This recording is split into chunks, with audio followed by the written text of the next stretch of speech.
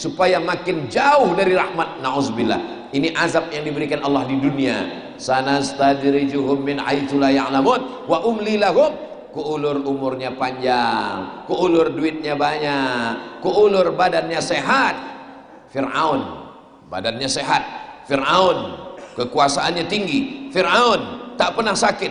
Tapi sebenarnya itu bukan semakin dekat kepada Allah, tapi semakin jauh dari rahmat Allah, supaya semakin lama azabnya dalam neraka jahanam. Nauzubillah. Mudah-mudahan Allah menyelamatkan kita dari istidraj ini.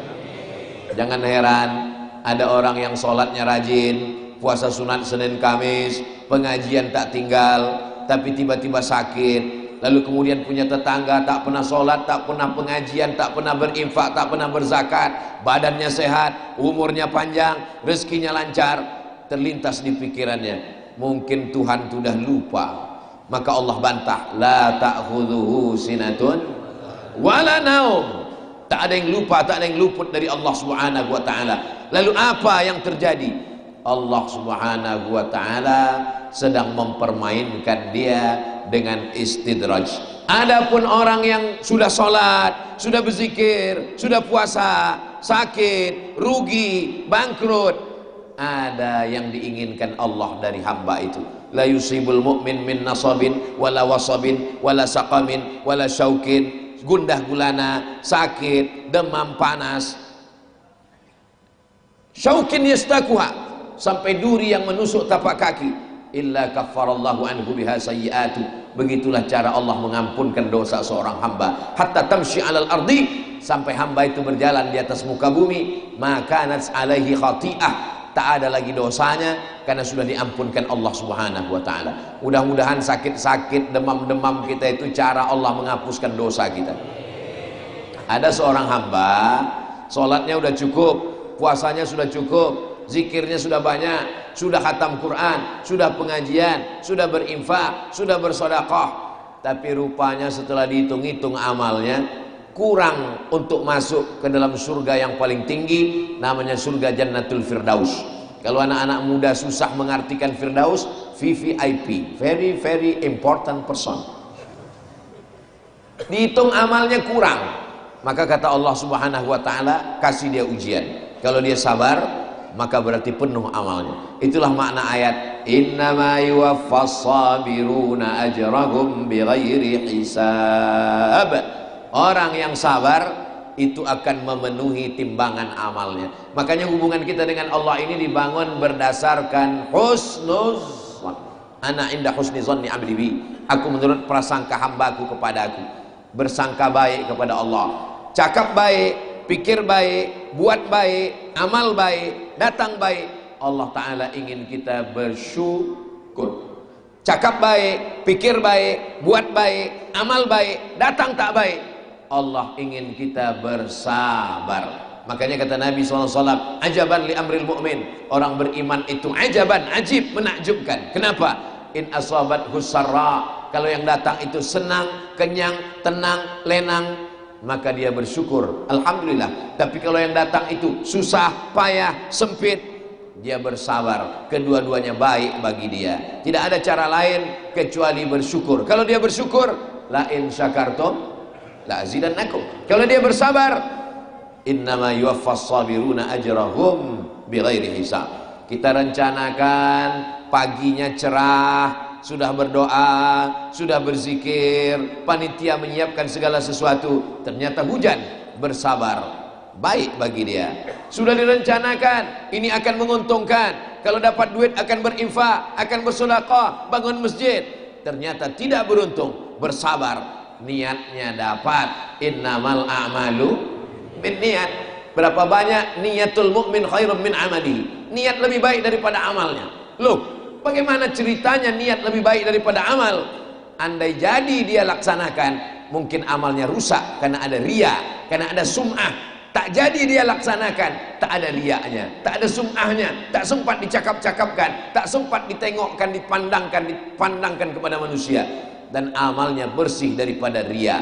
Sesungguhnya Allah ingin menjaga dia. Itulah mengapa orang mukmin yang berniat untuk tahajud malam, tertidur sampai azan subuh berkumandang, maka tetap dapat niat tahajud, pahala tahajud dapat, dan tidurnya itu adalah sedekah dari Allah. Begitu dalam hadis sahih. Tapi jangan tiap malam.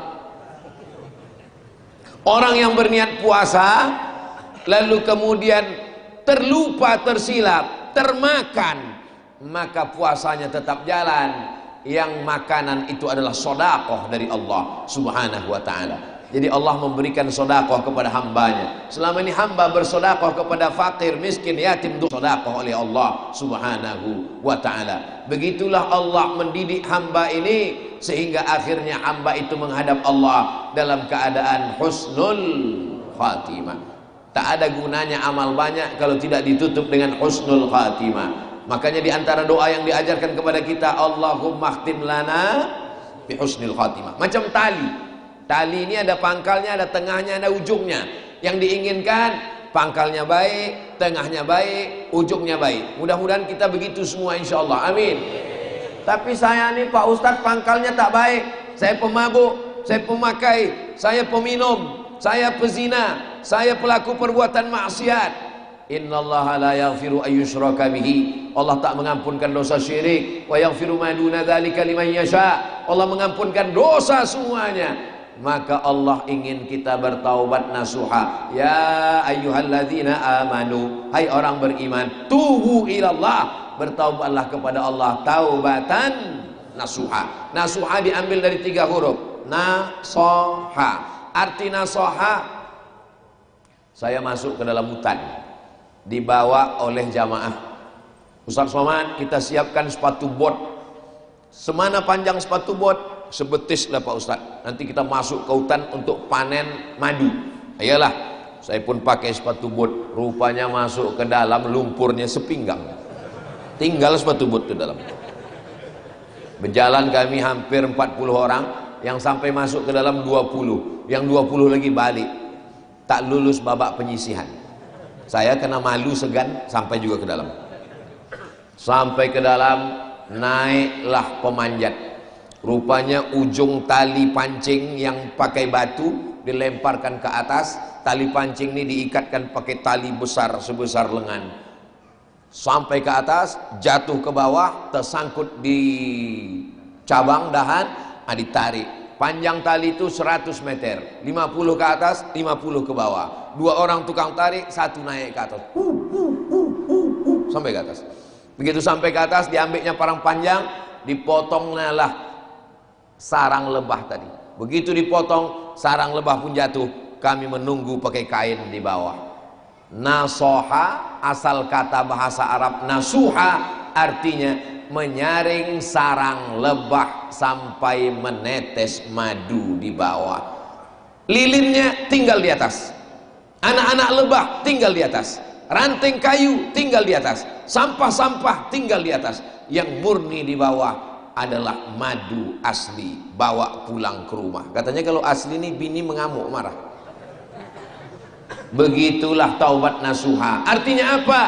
Kita ini adalah saripati madu lebah, tapi kemudian ada lilitnya, ada sampahnya, ada dahannya, ada rantingnya, ada daunnya, ada anak-anak lebah. Tapi kemudian setelah disaring dengan penyaringan, penyaringan itu disebut dengan nasuha. Diambil dari kata nasoha, itu juga lah nasihat. Tolong berikan saya nasihat Pak Ustadz. Sebagaimana nasihat menghasilkan sesuatu yang halus. Dari mana ini datang? Dari madu lebah. Lebah ini Masya Allah tabarakallah dijadikan sebagai nama salah satu surat dalam Al-Quran. Itulah dia surat lebah, namanya surat An-Nahl. Ada surat semut, namanya surat An-Namal. Kalau pakai mim, semut. Kalau pakai ha, lebah. Tapi jangan sampai keluar masjid lupa yang mana yang semut, yang mana yang lebah. Yang mana tadi? Entah namal, entah nahal, entah nahal, entah namal. Mudah hanya mengingatnya. Kalau yang lebah pakai ha, nahal. Kalau yang semut pakai mim, namal. Semut, mim, namal. Lebah, ha, nahal. Mathalul mu'minin kamathalin nahlah. Perumpamaan orang beriman ini macam lebah. Macam mana lebah? Lebah tidak pernah memakan yang kotor. Yang dimakan lebah hanya nektar saripati bunga. Terbang dia, dicarinya bunga-bunga, dia pun hinggap, dihinggapnya lalu diambilnya, disedotnya, dihisapnya saripati bunga.